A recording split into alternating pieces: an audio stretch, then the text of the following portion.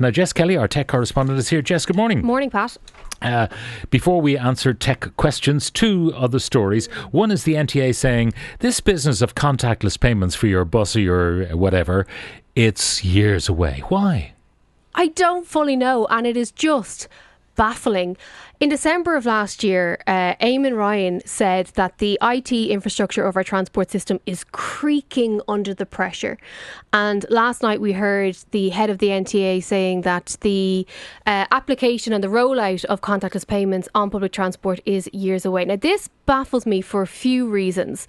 If you look at our nearest neighbours over in the UK, they have had contactless payments for years. They have a system that works. If you look at other examples around the world, they have systems that work. If you go to the country market and if you buy, your fruit and veg, or if you buy a little woolen doll or whatever it might be, you can pay a local merchant using a sum-up machine or one of those portable contactless. So why don't they just install one of those machines on each bus?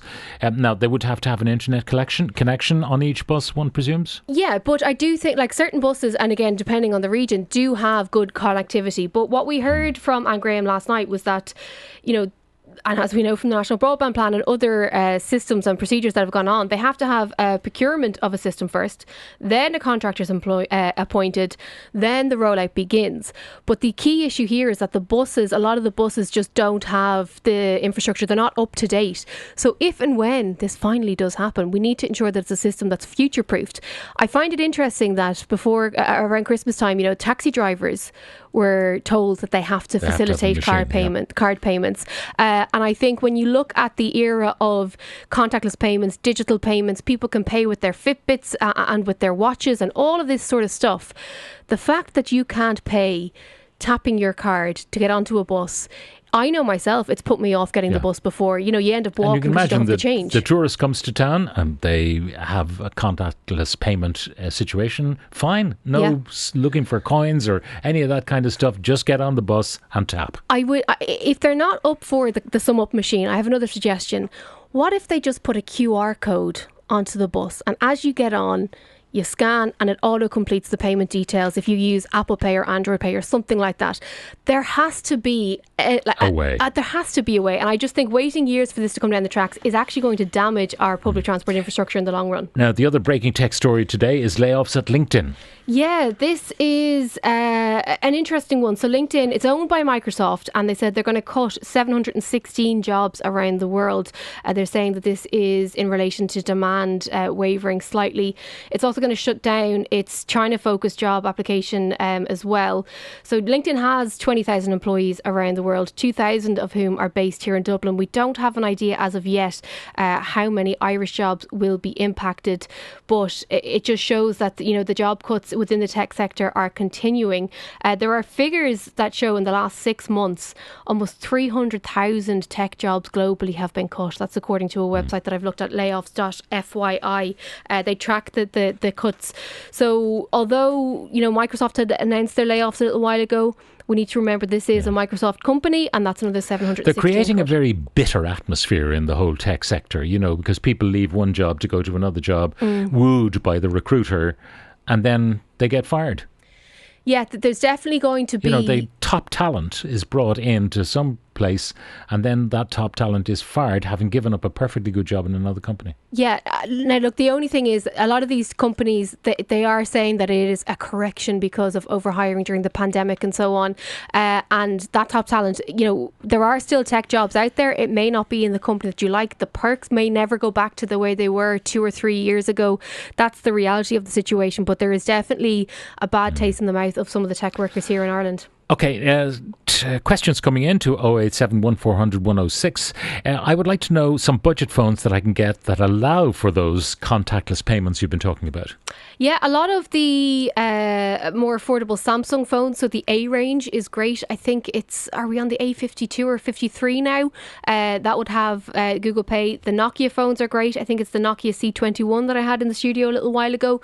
They are very affordable, less than €180, and would have the Google Pay on it. Could you ask Jess if the old Nintendo Switch is worth upgrading to from the original Switch? There are good deals in GameStop at the moment. That's a question from Donal. I love the Nintendo Switch. It's my favourite console. I have the Nintendo Switch Lite, which is the more affordable option, and it's also the all-in-one that the Joy-Cons on the side don't come off. If you're looking to get for the OLED one, that is the one that has a bigger screen, the brightest screen, and it does look incredible. If you use your console enough, it is worth it, just to get the full oomph of the graphics of some of the games. So I would say yes. Do the plug-in boosters work well for the internet at home? I need to get better internet for upstairs. What would Jess advise? Yes, absolutely. I would recommend, and somebody asked me this on Instagram last night as well, I would recommend getting a Wi-Fi mesh system. So this kind of creates a bit of a Venn diagram around your home to ensure that every part of the building has that connectivity, and it doesn't drop if you move from the kitchen to one of the bedrooms. So look at the Tendanova MW3 or the Tendanova MW6. It just depends on the area you're looking to cover. I need to upgrade my phone from my existing Huawei. I don't want to get another Huawei because it won't be supported by Google into the future. Can you ask Jess what would be a good alternative, something that is user-friendly? Yeah, a lot of the Android phones, depending on which which Huawei you have, a lot of the Samsung phones would be very similar, very user-friendly.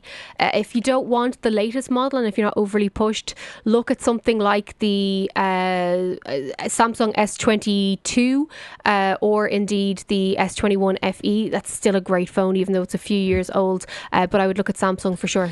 My son is going to the US on a J1. What SIM card would you recommend? He's going to be paid via a click card. Can this be used for all card payments?